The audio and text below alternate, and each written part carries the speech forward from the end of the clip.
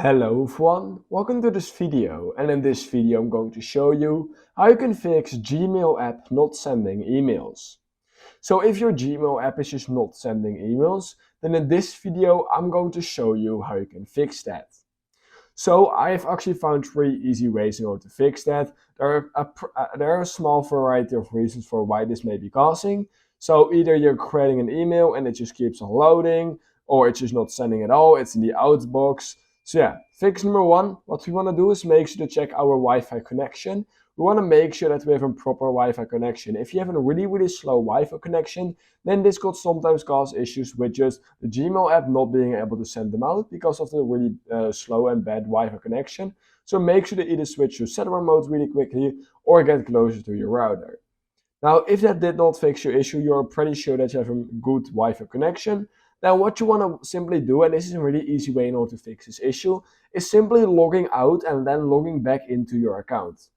In order to do that, go and head over to the top right corner of your screen, click on Manage Accounts, log out from the Gmail account you're trying to send an email from, and then just simply log back in with the email and the password, so make sure you do have those.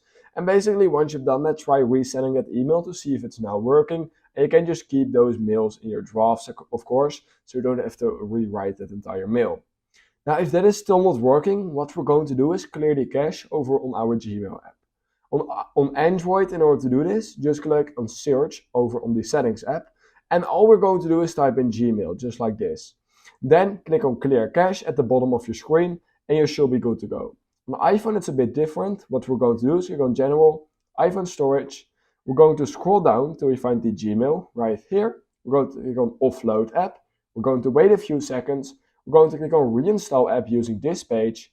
Once you've done that, you've cleared the cache over on your Gmail app, and you can see if it's now working again. If it is, then congratulations, you just fixed the issue.